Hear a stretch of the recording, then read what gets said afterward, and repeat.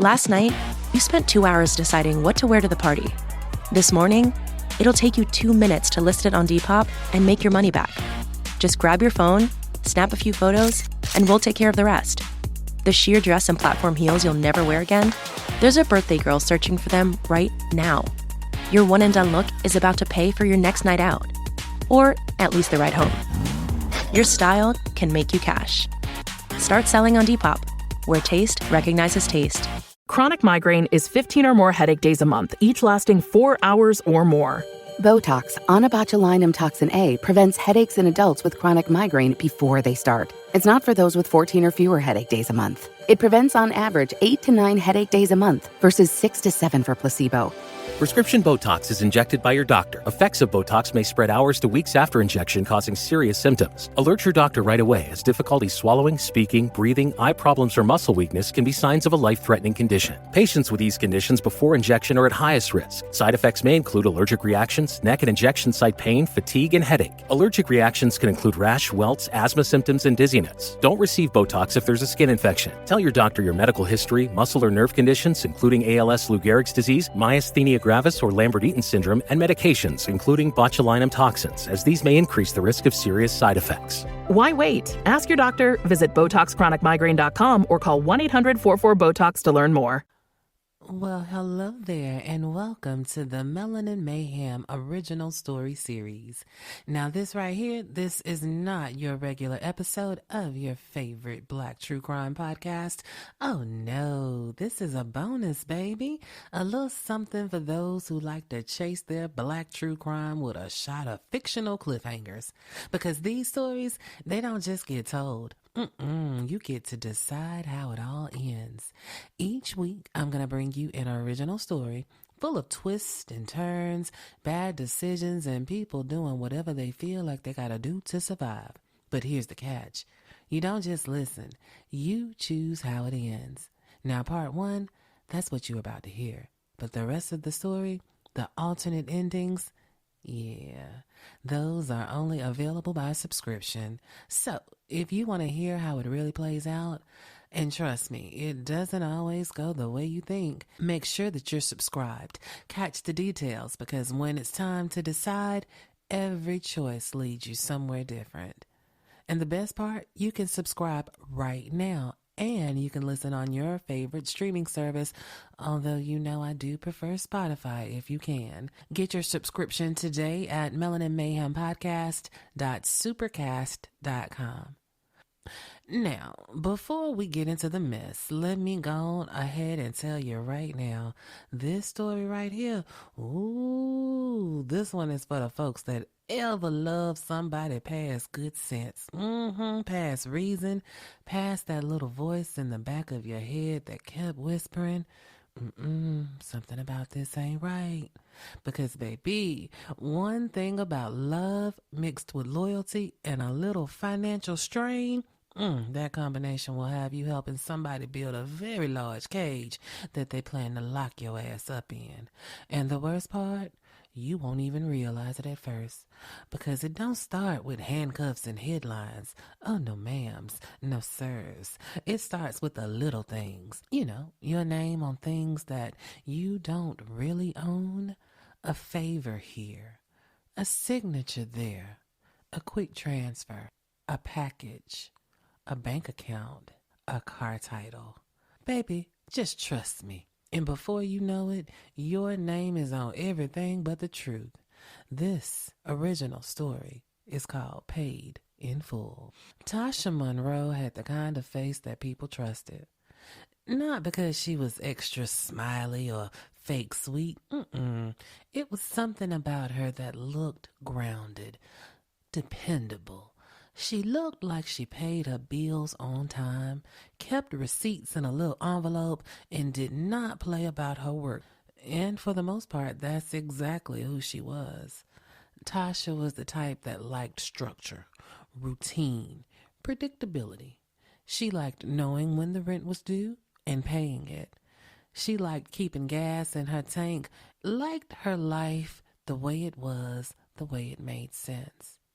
Now, did that mean that she was boring? No, not by a long shot. But Tasha was not one of those women who chased chaos for excitement. But chaos kept finding her in the form of men with questionable backgrounds and a slick tongue. You know the type that butter doesn't melt in their mouths? That type. And her man, Dre, oh, Dre was fine as frog hair as well as chaos wrapped up in confidence. Andre Mercer was the kind of man who never let you see him sweat. Even if the roof was on fire, his voice would stay low, measured, smooth. That man could tell you the sky was green and have you arguing with your own eyes that see all this blue. When Tasha met him, she was coming off a hellish ride on life's roller coaster. Felt like she had been taking body blow after body blow after body blow. Her mama had been sick. Her work hours had been cut. Her savings had took a beating. Tasha was tired with a capital T. The kind of tired that just settles into your bones. The kind where you still get up and function, but inside you feel like you've been rode hard and hung out with. And then here comes Dre. Calm, attentive, generous in ways that mattered. Like he filled her tank without her having to ask him to. He brought groceries without ever acting like he deserved an award for it. He rubbed her feet after long shifts, sat in hospital waiting rooms, waiting with her, holding her hand while she worried about her mother. He held her when she was scared, told her that she was not in this by herself anymore. And baby, when you meet a man like that, when you are in your drowning season and he makes you feel like God has personally handed you a life preserver, ooh, that'll cloud a whole lot of judgment. You know, at first, loving Dre was easy. Maybe for the first time she had picked someone that was solid, someone who moved like a man with a plan, a man who knew how to get money and look good while he was doing it. Dre wasn't flashy. That's what made him believable. He talked about ownership, about building, about not wanting to work himself into the grave for someone else's company. He talked about creating streams of income and working smart, not hard. And Tasha liked the sound of all of that because there is a certain kind of seduction in a man who sounds stable, a man who makes his hustle feel like a business plan. And at first, the things that he would ask her to do were small, nothing that gave off red flag vibes. Baby, can I use your address for a package? My mail is all over the place right now. Oh, sure, baby, that's fine. Baby, can you sign for this package if it comes while I'm out? Of course, baby, I got you. Babe, hold this for me. It's just temporary till I move some stuff around. Okay, baby, I'm going to put it up for you. Baby, I'm going to put this account in your name. It'll help you build your credit. Oh, baby, you always thinking about how you can help me. Of course, I want to help you, babe.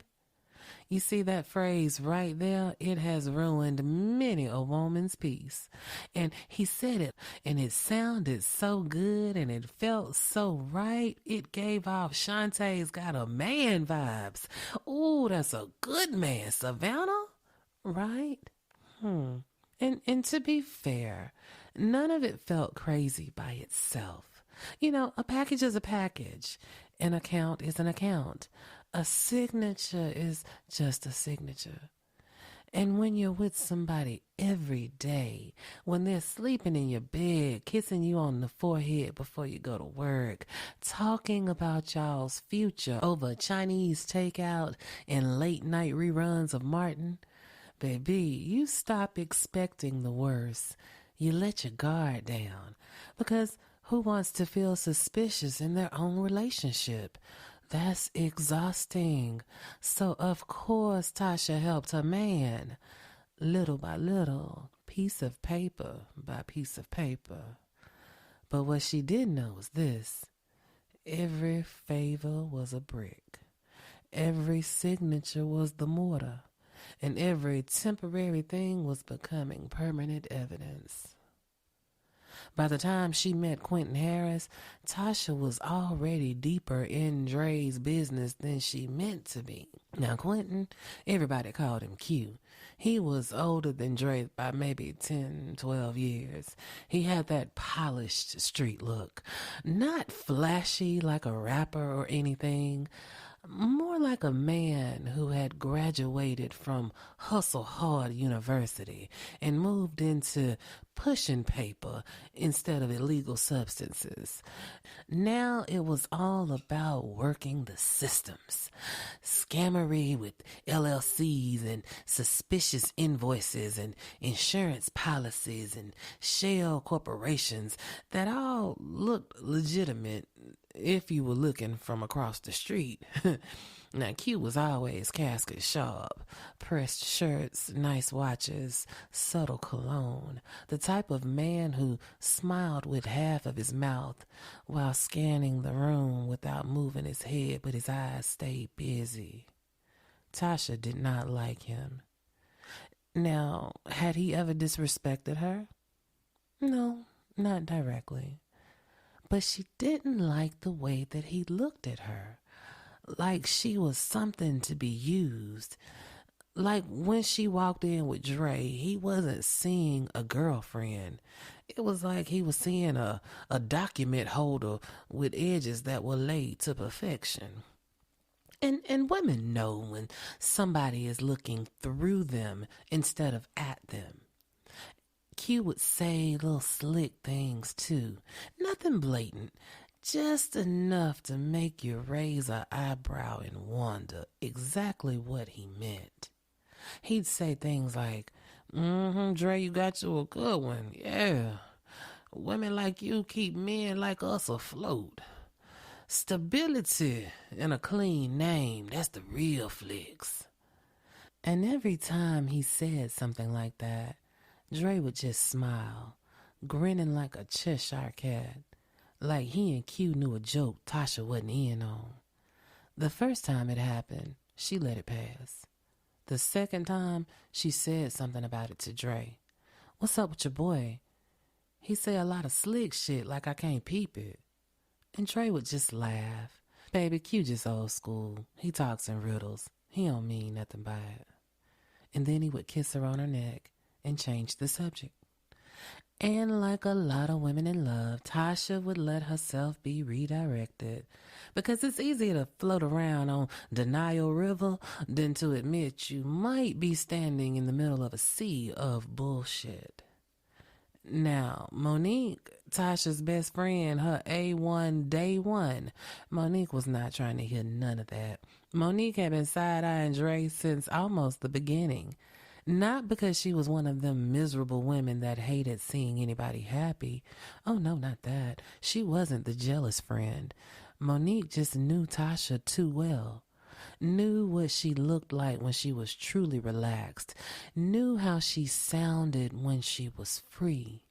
Knew the difference between Tasha being in love and Tasha being under the influence. And when it came to Dre, Tasha had started doing this thing where she would explain him before anybody could ask. You know that move. No, it's not like that. You just don't know him like I do. Or, he just got a lot going on right now. Or, he means well, but, baby, anytime a woman gotta translate how her man moves to everybody around her, that is not romance, honey. That is unpaid PR. And Monique told her more than once, honey, that thing must be gold filled and platinum coated. I don't know exactly what that man doing, but I know he got a hold over you, and that is not a good thing, sis. Tasha hated when she said that, because it felt so dramatic, so judgy, and because deep down, in the darkest recesses of her brain that she kept behind lock and key, it landed a little too close to the truth. But you see, Dre wasn't abusive in obvious ways, and that's what made him hard to explain. You see, he didn't raise his voice. He didn't put hands on Tasha. Didn't storm through the house acting a fool or nothing like that. Dre was softer than that, cleaner than that. He managed situations. He redirected issues. And he positioned himself to be the holder of the last word. You see, if she asked too many questions, he'd get quiet and just look disappointed in Tasha. If she pushed back, he would remind her of all the ways that he had held her down.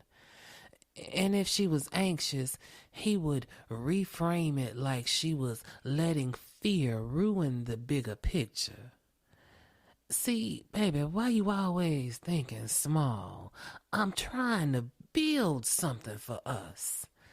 You want me to stay regular forever, baby? I'm not a regular type of dude. Baby, either you trust me or you don't. The morning everything blew up, it started out as a regular, ordinary day. Tasha was in the break room at work, halfway irritated because the coffee tasted burnt, and one of her coworkers kept reheating up fish in the microwave like he didn't have no home training. She had her phone face down on the table, and she was nibbling on a muffin that she really didn't want. And then her phone buzzed. She looked. It was a bank alert. At first, she almost ignored it. Thought, maybe it was a scheduled payment or some auto pay notice, something small, maybe the Netflix bill or something. Then she thought perhaps her boo Dre had zailed her a little financial love. But when she opened that notification, her whole body went still. A deposit had indeed hit her account, and Tasha almost hit the floor. We ain't talking paycheck money. We are not even talking tax refund money. Baby, this wasn't even look at God money. Oh no, this was the kind of number that makes you instantly know either somebody done fucked up or you about to be fucked up. Tasha blinked once, blinked twice, read it again, looked away, read it again. Then she logged out the app and signed back in to make sure that the app wasn't glitching. Same number. A life-changing deposit. We talking the biggest, the largest type shit. Pending, but posted. $250,000. Sweet black Jesus. The reference note attached to the deposit, it named some entity that she was vaguely recognizing, but she couldn't place it off the top of her head. Tasha's mouth went dry, her hands got clammy, and her heart was about to bust out of her chest. This feeling was not excitement. It was dread. Because poor people fantasize about financial blessings all the time. But when surprise money really shows up in your account out of the blue and you already living halfway inside somebody else's questionable paperwork, baby, that ain't blessing energy. That's indictment energy. Tasha called Dre immediately. It went straight to voicemail. She hung up, called him again. This time he answered on the fourth ring. What up? No greeting, no softness. Hell, he might as well have been talking to one of his boys. I know he saw my number on his screen. Tasha lowered her voice and turned away from the break room door. Why is there all this money in my account? Just silence. Then Dre said, real calm, real smooth, don't touch nothing. Tasha felt with every fiber of her being that there was an unspoken or else just hanging in the wind, and it sent a chill throughout her body. Tasha stood up so fast her chair fell backwards. What do you mean don't touch nothing? Where did this come from? I said I'll explain later. No, you need to explain it now. There was another pause. Then Dre exhaled through his nose like he was irritated. Tasha, I'm in the middle of handling some right now. Don't start. Just do what I said and everything will be all right, baby. Baby, my ass. When somebody tells you not to start and you ain't even got your engine warmed up yet, that means they already know that they on some bullshit. Tasha's heart continued to pound. Dre, what is this? Why is this in my account and where did it come from? Dre lowered his voice even more. Just sit tight. Don't move the money. Don't say nothing to nobody. Don't do nothing until I get at you. And then he hung up. Hung up. And Tasha just stood there in that stale-smelling break room with a muffin in one hand and her phone in the other, feeling the dread so strong that she could barely breathe because she knew that tone. That was Dre's "I am the man, do as I say" tone. That was not a man surprising his woman with good news. This was a man managing the fallout. The rest of Tasha's workday went by in a blur. Tasha couldn't focus on the computer screen, couldn't think straight, couldn't remember what she had already done and what she hadn't done. Every few minutes she was refreshing that bank app like the money might disappear if she stared at it hard enough. It didn't. It stayed right there. 6 figures, $250,000. Amazing. Terrifying. Wrong. At lunchtime, she locked herself in her car and started digging through her email, looking for that name that was attached to the deposit. And that's when she found it. It wasn't from anything recent. It was from some old documents. PDF attachments, forms, business filings, policy notices. Things that Dre had handed her and said, "Just sign on the highlighted line, baby." Her heartbeat got louder. She opened one file, then another one. One LLC had her listed as some officer. Another one showed her as an authorized signer.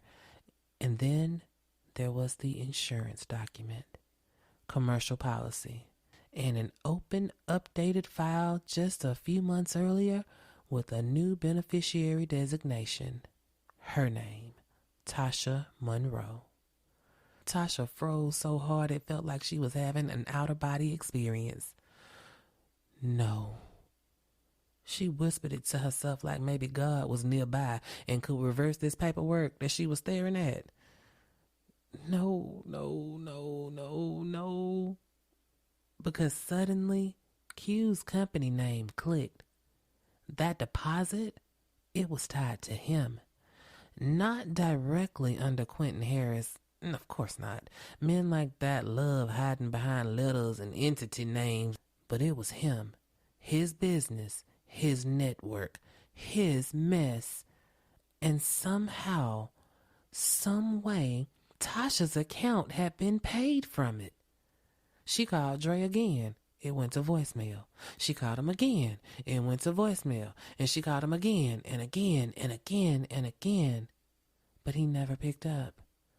Now her hands started shaking real bad. Because there are moments in life where your denial gets ripped away all at once. And baby, that moment is violent. Tasha was not just looking at money. She was looking at a trail. And every part of it led back to her. She left work early with some lie about a family emergency, and it really wasn't a lie because she was going through an emergency and she looked like hell. When she got home, she went straight to the hall closet where Dre had kept a black accordion file full of business stuff. And every time she had asked what was in it, he would say the same thing. "Oh, it's just records, baby." Records my ass. Tasha dumped the whole thing on the floor. Folders, statements, titles, operating agreements, insurance notices, transfer forms, copies of IDs, receipts, notes in Dre's handwriting, sticky tabs, paper clips, a whole damn archive of betrayal. She sat cross-legged in the middle of the living room floor, flipping page after page after page, and her breathing just kept getting deeper and deeper as she realized there was more than one account in her name, more than one company, more than one transaction that she had no clue about.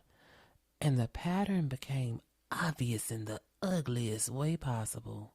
Dre had not just asked her for help here and there. Dre had built an entire paper world around her. A woman with a clean name. A woman nobody would suspect because she looked ordinary. Tasha found a couple of vehicle title transfers, then a claims notice, then a payment summary. Each new document felt like a slap from a man who had caressed her with those same hands. Nah, he wasn't caressing. He was finessing. And what a job he had done. By the time she got to the policy adjustment and the beneficiary addendum, she was crying real tears. And we're not talking about the delicate, demure, silent crying. Not the movie tears. Oh, no. We talking ugly, open mouth, snot and saliva and tears just mixing. Kind of crying where your pain is mixed with the reality of your stupidity and the humiliation, and chasing that with the rage. Ooh, you so hot you can't breathe. The one thing about betrayal, it hits different when it comes with signatures. Marvel Television's Wonder Man, an 8-episode series, now streaming on Disney+. A superhero remake, not exactly what we'd expect from an Oscar-winning director. Action! Simon Williams, audition for Wonder Man. I'm gonna need you to sign this, assuming you don't have superpowers. I'll never work again if anyone found out. My lips are sealed. Marvel Television's Wonder Man. All 8 episodes now streaming, only on Disney+.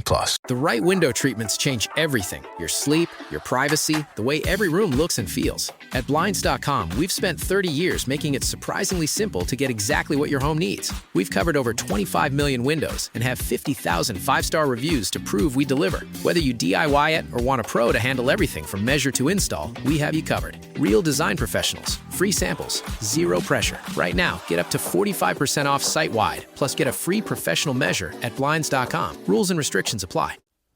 By that evening, Dre still hadn't shown up, still hadn't returned her calls, and hadn't really texted her anything useful. He sent her one message, and it said, "Don't talk to nobody. I got it." Tasha stared at those 8 words and wanted to throw her phone through the wall. Because "I got it" is a hell of a thing to say when somebody else's name and accounts are being exposed. And then there was a knock at the door. Not a friendly, neighborly, hey girl, hey kind of knock. This felt different. That knock was sharp. It sounded official. Tasha stood up slow. Every instinct in her body told her not to answer, to act like wasn't nobody home. But not answering only works in the movies and on bill collectors. It does not work when the trouble on the other side of the door knows your full government name and all your business. Tasha opened the door, and there stood a woman in plain clothes with a badge. Beside her, a uniformed officer. "Are you Miss Tasha Monroe?" Her voice was calm, too calm. Tasha gripped the edge of the door. "Yes, I'm Detective Lena Benton. Do you mind if we talk?" Now, Tasha wanted to say no. She wanted to shut the door in their face, to act like they had the wrong address. But fear had already made her stupid enough for one day, so she stepped back. Detective Benton walked in slow, her eyes taking in everything in Tasha's apartment. They sat in the living room, and Tasha realized that the papers were still scattered all across the floor. Detective Benton noticed that too.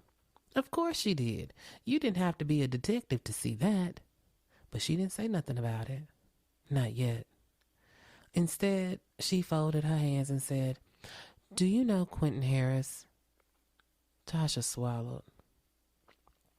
I met him before. Through my boyfriend. And your boyfriend is Andre Mercer? See, I told you they know all your business. Yes, Tasha said. Detective Benton nodded. Okay. When was the last time you saw Mr. Harris? Tasha opened her mouth, then closed it. Because now she was playing one of the most dangerous games you can play with the cops. Trying to remember the truth while deciding how much of it can hurt you. I don't know exactly, Tasha finally said. Maybe a few weeks ago? Detective Benton looked at her for a second too long. Then she reached into a folder and pulled out a piece of paper. Mr. Harris was killed 2 nights ago. The room went deathly silent in that thick way it does when your brain stops cooperating with your body. Tasha blinked because surely she had heard the detective wrong. Killed? Yes. Before Tasha could even form another question, Detective Benton slid over a second sheet of paper. It was a wire transfer confirmation. Deposit notice with a beneficiary link payout. The destination account belonging to one Miss Tasha Monroe. Tasha stared at the paper, then at Detective Benton, then back at the paper. I didn't kill nobody. That is fear talking before strategy catches up. Because Detective Benton didn't flinch. She looked Tasha right in her eyes and said, I didn't say you did. But baby, the look she gave said she hadn't ruled it out either. Tasha felt her chest getting tight. The money just showed up today. I didn't know anything about it. I didn't. Detective Benton cut in. Your name appears on multiple entities connected to Mr. Harris. Tasha opened her mouth and closed it again. Detective Benton continued. Insurance-linked records, financial transfers, business filings. Sounds like you all were business partners to me. Tasha looked down at the mess of papers on the floor and wondered what kind of insanity was she mixed up in. How had she let it get this far? How had she sat in this apartment day after day, letting this man build shadows in her name?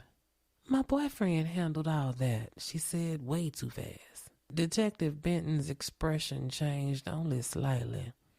Not enough to call it pity, but enough to say that explanation ain't gonna save you, girl. Where is your boyfriend now? Tasha laughed. If I knew that, do you think I'd be sitting here like this? Detective Benton let that one slide. Then she asked, Miss Monroe, do you know what was being done in your name? There it was. Not did you do it, not are you guilty, not even are you lying, but do you know? Which is way, way worse in a way, because it drags denial into the light and makes you have to put on your big girl panties and inspect this situation under grown woman lighting.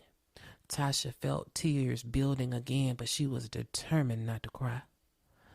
I knew he had businesses, she said. I knew he had me sign some things. I didn't know all of this. Detective Benton glanced over at the papers. You keep telling me what he handled. I'm asking what you understood. Ooh, that one landed like a brick to the throat.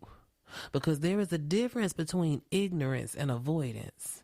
And in that moment, Tasha could not tell where one stopped and the other one began.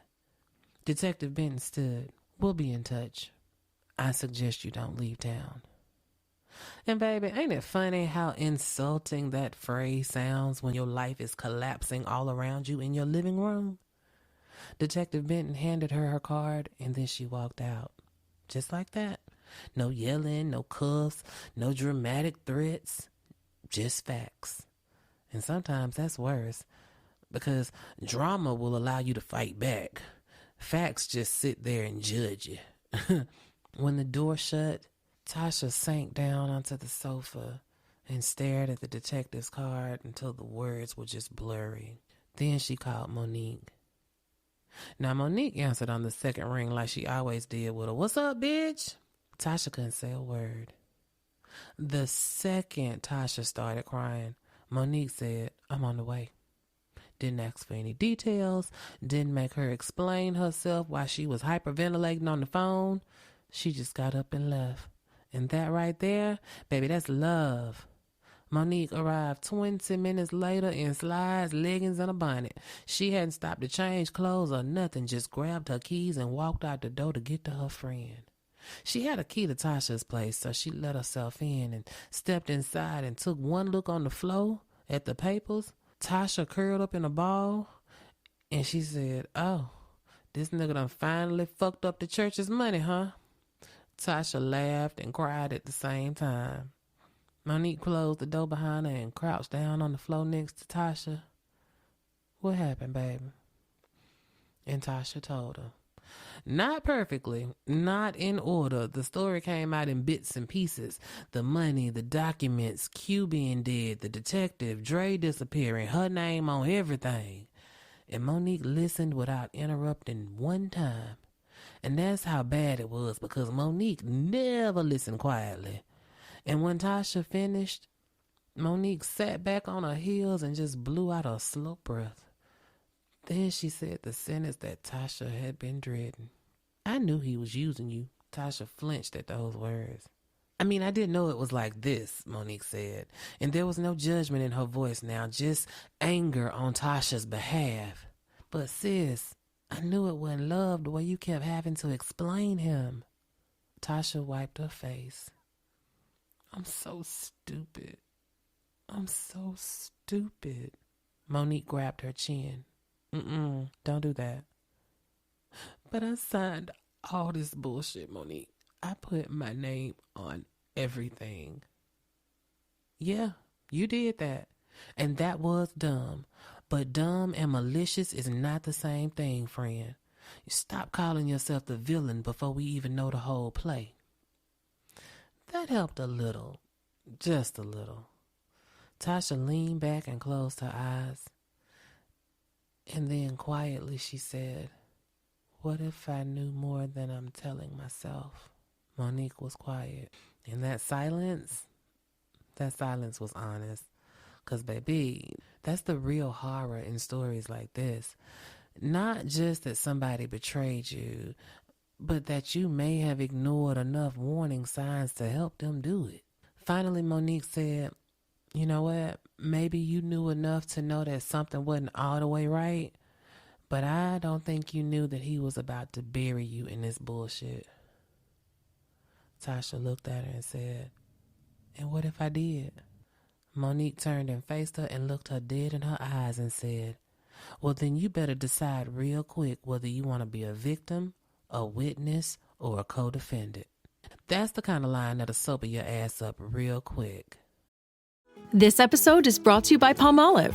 Family time isn't just the big moments. It's weeknight dinners, sitting around the table, everyone talking all at once. So when the plates are empty and the sink is full, use Palmolive Ultra. Palmolive's most powerful formula removes up to 99.9% of grease, leaving your dishes sparkling clean. And the new convenient pump makes cleaning even easier, so you can spend less time tackling dishes and more time together. Shop now at palmolive.com. This episode is brought to you by State Farm.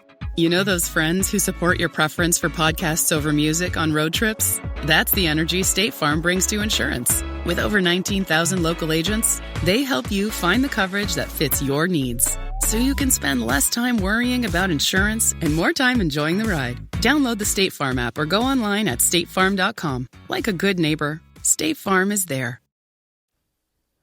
That night, Tasha didn't sleep. She replayed everything in her head, every weird conversation, every brushed off question, every look Q had ever given her, every time Dre had told her to stay out of the details, and every time he rewarded obedience with affection. And she just kept coming back to one memory that just, for some reason now, stands out of all of them. They were at a dinner. 3 months earlier, Dre, Q, and Tasha was at some little speakeasy type of restaurant. And she had asked them, "So what exactly do y'all even do?" And Q kind of smirked into his drink, and Dre answered the question, "Baby, we make opportunities." And Tasha rolled her eyes. "That means nothing." Q looked at her and said, "Sometimes the cleanest hands hold the dirtiest money." And at the time, they had all laughed. Dre had reached over and squeezed her knee and told Q to stop talking in riddles.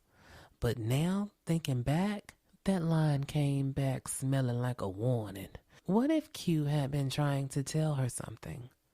Or worse, what if he had been playing with her in her face because he knew exactly the role that she was playing? Tasha sat up in her bed and snatched her phone. Still nothing from Dre but silence.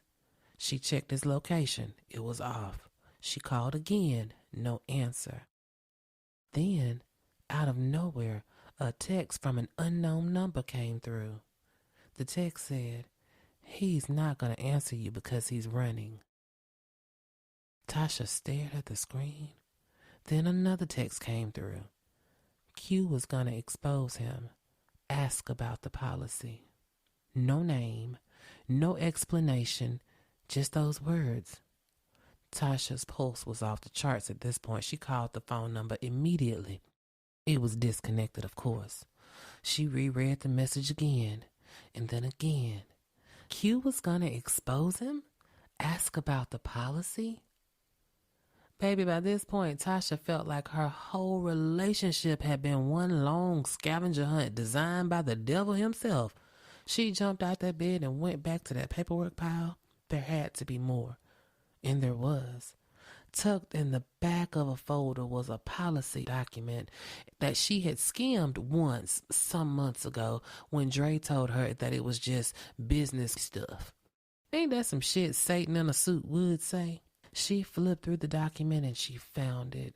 It was an updated clause that tied the ownership restructuring and the beneficiary assignment. And there were the signatures, hers and Dre's, dated with the witness line filled in and a notary seal.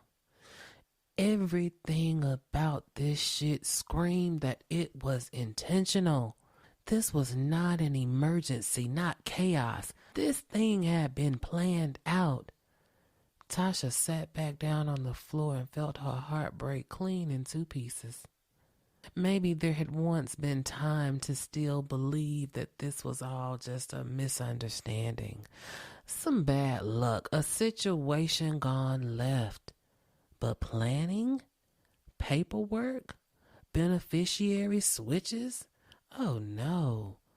This man had built himself an exit that ran directly through Tasha's life. By morning, that fear had turned into rage, not just at Dre, but at herself, at Q, at every man who had ever looked at a woman's love like it was an asset to be leveraged. Tasha called out of work. No way she was going in there today. Then she did something that she had never done before and was well overdue for. She went through Dre's things like a woman who no longer gave a damn. His closet, the nightstand, jacket pockets, shoe boxes, storage bins, luggage. Half the time when women know a man is lying, they'll still hesitate to search because part of them is still preserving their relationship, still respecting something that no longer exists. Tasha was well past all of that. She found a burner phone wrapped in a sock inside of an old duffel bag. It was dead, but still. Then there was also a small key tucked into a pocket. Looked like it was a storage unit key. If ever there was a sign that a man has parallel plans, it's a random storage key. Monique came back over with coffee and found Tasha standing in the middle of the bedroom looking like vengeance in an oversized t-shirt. "What we doing now?" Tasha held up the key. Monique stared, then she smiled. She was formulating a plan. "Okay, bitch, you driving." Now, let me say this for the record. I am not advising you to go break into no storage units, follow no criminal men, or start your own investigations, because that's how people end up dead on the news or in jail in the wrong wig. But in Storyland, we get to go all the way, baby. So here we go. They drive across town to a storage facility that was tucked behind a discount furniture store and a check cashing place. Very on brand for bad decisions. Tasha's hands were sweaty on the steering wheel as she drove. Monique sat in the passenger seat scanning everything, because one thing about a good girlfriend, baby, she may not support the whole plan, but if she love you enough, she'll at least help you do it smart. They found the unit. It was small, climate controlled, and had been paid up. Of course it was. Tasha slid the key in the lock, and when the door rolled up, her stomach dropped. Empty boxes, a folding table, a money counter, shredded paper in black trash bags, a set of suitcases, one of them missing, a shelf with spots where clearly things used to be. Dre had cleared it out, mostly. But as always, men in a hurry, they missed something. And on the table was a single envelope. No name on the outside. Tasha picked it up. Inside was a copy of a passport application under a variation of Dre's name, a few routes printed out, and a motel receipt from the night after Q died. Monique looked over her shoulder. This nigga was leaving. Tasha nodded, numb now. Not thinking about leaving, not considering leaving, not if things get bad, I'ma leave. No, he was leaving. He had a plan to go, a plan to vanish, a plan to let the fire keep burning on her side of town while he crossed state lines with clean cash and a fake smile. Tasha folded the papers carefully and put them back in the envelope. That was the moment that grief left the building. Whatever softness she had still been carrying for Dre, whatever hope that there was maybe a chance that he'd come back crying, explaining, begging, making it all make sense, all that shit was gone, burned away. And in its place was clarity. Hot, humiliating, and sharp. He had never been trying to build with her. He had only been trying to build through her. Later that afternoon, Detective Benton called. And baby, ain't that always how it happens? The minute you start uncovering your own little amateur evidence pile, law enforcement senses movement like raccoons at a trash can. Tasha almost didn't answer the phone, but, at this point, silence wasn't going to save her. Miss Monroe, detective, I'd like for you to come in. Tasha looked at Monique, who was mouthing, "Don't go alone." "Can I ask why you want me to come in?" Detective Benton was quiet for a beat. "Because Andre Mercer's name has now surfaced in multiple places, and if you know how to help yourself, this would be the time to do so." Now you see, that right there is a sentence with some weight on it. Put some respect on that shit. If you know how to help yourself, not if you're innocent, not if you care about justice. If you know how to help yourself. That means, girl, we see the fire. And right now, you either got matches or a water hose in your hand. What's it gonna be? Tasha agreed to come in the next morning. And after she hung up, Monique was standing there with her arms crossed. "So what you gonna say?" Tasha looked down at the envelope from the storage unit that was sitting on the table. "I don't know yet." And that was the truth.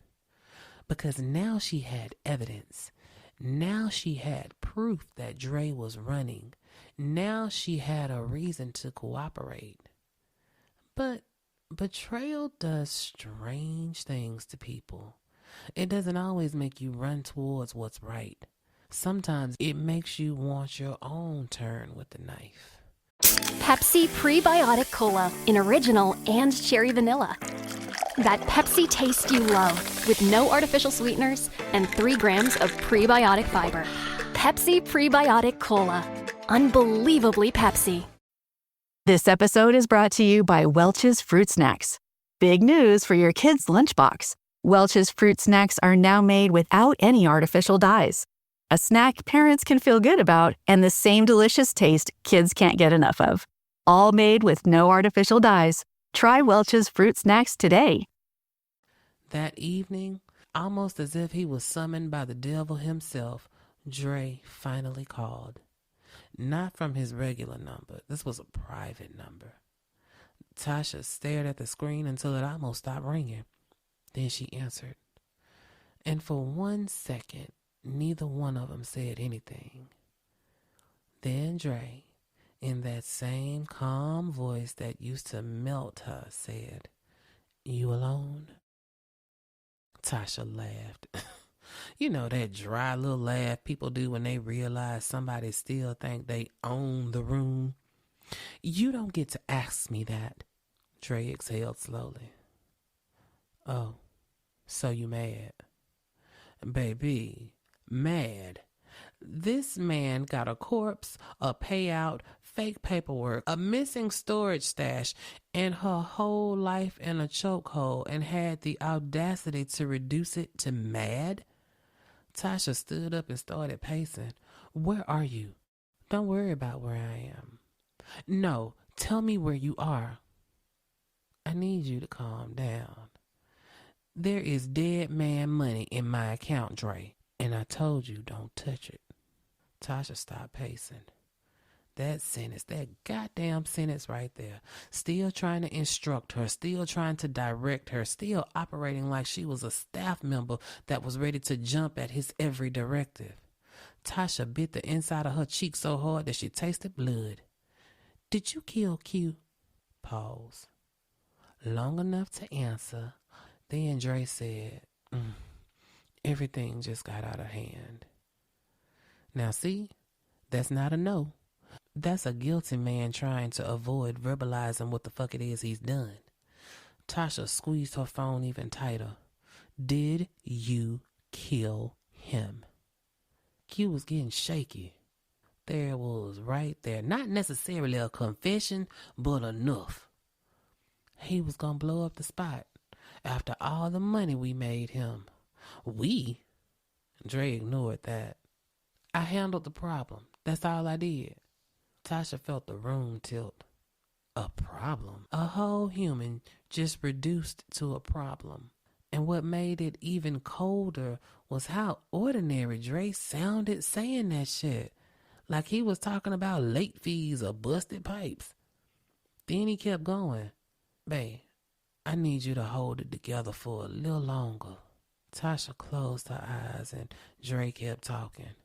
"Don't go in there panicking. Don't start telling people nothing you can't take back. Just let me fix this." "Fix? Fix how?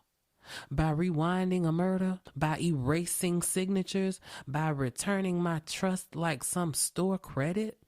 Then Tasha finally said the thing that had been clawing at her since she first got the bank alert. "Was any of this real?" That got Dre real quiet. And when a woman asks that question, she's not just asking about love. She is asking whether her whole reality was just a theater performance.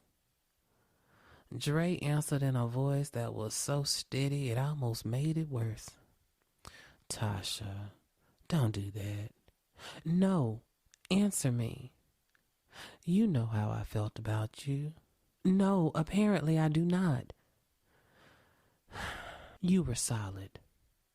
Tasha froze. That was it?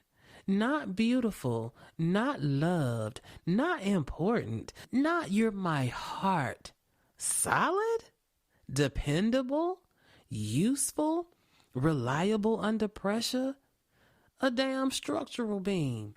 Something that you can pick up at the goddamn Home Depot. And in that moment, everything about the relationship rearranged itself in her mind so violently, she thought she was about to scream if she opened her mouth. The rides, the groceries, the kisses, the support, the us, the future, the softness. Payment, positioning, maintenance. He hadn't been loving her. He was just investing in an asset. Tears filled up in her eyes again, but this time they came with some anger that was so pure that it felt holy. Some vengeance is mine type shit. You put all this in my name. You were the safest option. Whoa. If a man ever say some shit like that to you, I need you to understand that that's not honesty, that's blasphemy. So, I was never your partner. You were with me. That's not what I asked. Dre got quiet again. Then came the final insult. I did what I had to do for us, baby. Us. I hate when men bring us to a funeral of some shit that they killed. Tasha stood in the middle of that apartment, staring at the wall, and something just died inside of her. Not her love exactly, because love can linger a little longer than dignity sometimes. But her willingness, gone. Her instinct to protect him, gone. Her urge to translate his bullshit into something softer, gone. It had finally hit her. Dre didn't call her to save her. He called to make sure that she was still willing to be down for him, willing to drown for him.